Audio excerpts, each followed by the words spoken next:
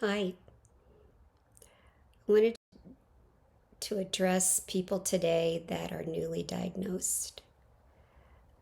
It's been a few years since that happened, but oddly enough, I do remember. For those of you who don't know, in 2018, I was diagnosed with an incurable form of cancer. It's a blood cancer. And someday I'll go through the journey. I had a little bit of it in my introduction. But today I wanted to focus on you. I know that this is a shock. If you're like me, you'll start thinking about the little messages that your body was giving you the whole time, and you were just pushing through. I was pushing through doing my job, and I had only been a year at my dream job, and I didn't know what that was going to look like then. And oddly enough, I know this probably baffles people, but I've never been afraid, but I think it's because I've always seen this as a life experience, never saw it as anything beyond that. And I think you need to stay present in the moment. I, when I start to do these, I'm trying to think of a way to convey to you my mindset because I know it's an odd one. But in Bernie Siegel's book, Love, Medicine, and Miracles, he talks about 20% of the people that get diagnosed really just want to die. And 20%, 15 to 20% are overcomers. I don't like the word survivor. It sounds to me like you just barely drug yourself off the battlefield and you're all blown up, and I don't like it. I see myself as an overcomer, and the Bible refers to overcomers. I believe that we can be overcomers. He also refers to the middle of the road, which is about 60%. Now, I think the likelihood of me being able to reach out and encourage anybody in that original 15 to 20% that just want to die is probably not good. Heartbreaking, but there are mindsets that I've encountered in my life that I realize are probably going to fall into that category. And God bless them. And if that's what they choose for themselves, then I hope it's painless and fast. I think most of the people that are tuned in right now, some of you will be in the 60%, and some of you are fellow 20 percenters. And I would like to drag some of you 60 percenters over to the 20% of the exceptional cancer patient or exceptional patient. I don't know who's tuning in, but I want to get you guys into the exceptional. I want you to be overcomers. I want you to live a happy life. There are confines, obviously, and in the treatment of this, there are days that you just don't feel well, and but I think there's still some happiness that you can find in those days. So I guess the one that I came up with to get you to see or embrace what my mindset is, I thought it's like being a temporary employee um, in a job that you really would like to land. So you spend every day doing a really good job and doing it in the best way that you know how, hoping that you get that permanent offer. But you dream about the permanent offer and you think and make plans toward that, but not knowing. And that's where I live. I live in this temporary employee, meaning I try to live every single day of my life learning, trying to get better emotionally so that I don't, and in my habits, so that I don't find myself, because I think those impact your health, so that I don't find myself back in this situation. I am doing the best I can daily. Whatever is planned and whatever is decided for me beyond today, I don't know. I don't concern myself with that. When I think about tomorrow, I think about the things that I would like to do. I make plans for when I feel better or feel good enough. When I feel good enough to meet friends for lunch or for breakfast or to have them over or to I drag myself out in the sun.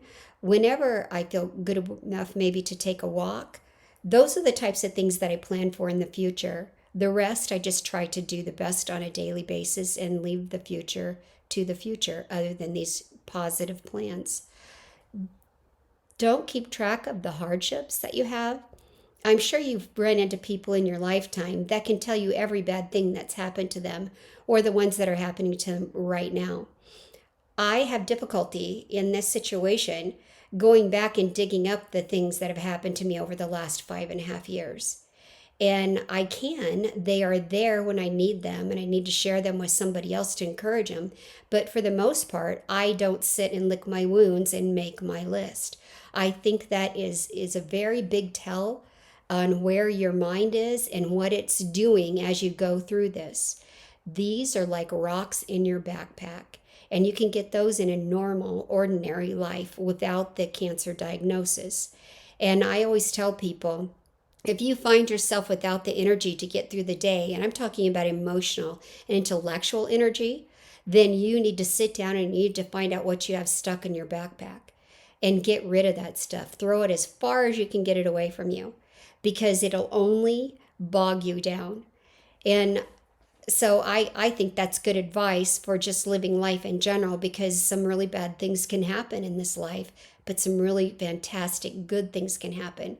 Those tend to be a little quieter for the most part, and they're the tiny little things like the butterfly that lands on your hand or the beautiful sun outside. So I would focus on those things in your daily life.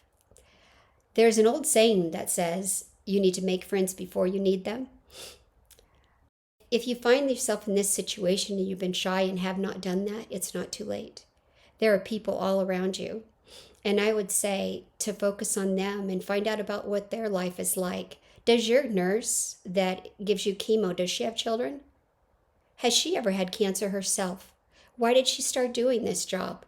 There are all kinds of things that you can learn about those people around you. And I want to encourage you to take your eyes off yourself and put them on someone else.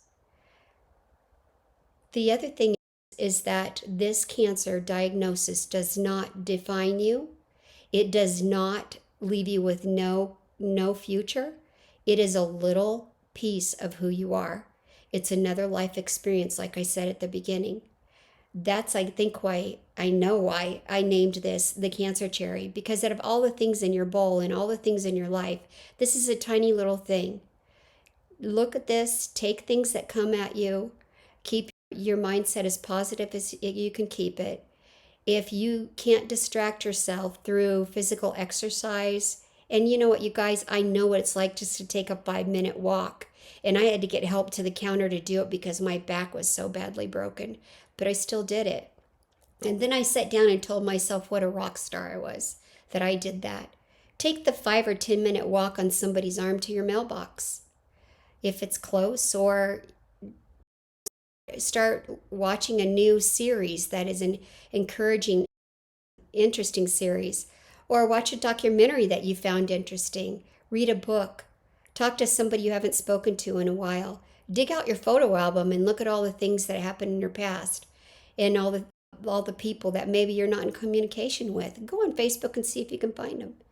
There's all kinds of things that you can do if you free yourself from a negative mindset. It's extremely important. Can you maintain that all the time? No, guys. You're going to shed your tears, and I say do it. But be careful that you're not doing it all the time. You can get caught up, but you need to make the choice every day that you're going to believe, and you're going to believe that you're going to get that job. That job is your future and overcoming this diagnosis. You can, when you start staying positive, you find that other people get encouraged.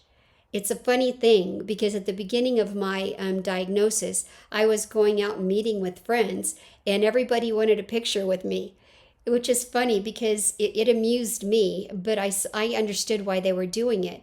But we should be taking pictures all the time if they're going to be important to us at any time. And the other thing is you can see the fear in the loved one's eyes. And do not buy into that. You be the strong one.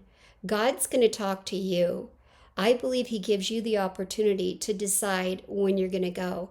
When you find yourself in, let's say you don't get the job, you have lived every single day to its fullest. You've enjoyed the people around you, and you've lived a good life. And I think that is the best way. And it's also the best way if you do any type of research that you're going to overcome that particular problem. whatever the problem is. You need to keep a positive mindset. So, anyway, you guys, I want to encourage you to hang in there. I'm living proof, and I can tell you for every single cancer that has been diagnosed out there, I guarantee you somebody has overcome it or somebody is living as an overcomer with it. So hang in there, take each day at a time, and I think you're going to get that permanent position offered to you. So I want you to believe that too. And I will touch base with you again, and we'll talk about how to handle those down days. Thanks so much, you guys. And I want to end with this particular blessing. It's found in Numbers 6:24 through 26. May the Lord bless you and keep you. May he protect you. May the Lord smile upon you and be gracious to you. May the Lord show you his favor and give you his peace. Until next time.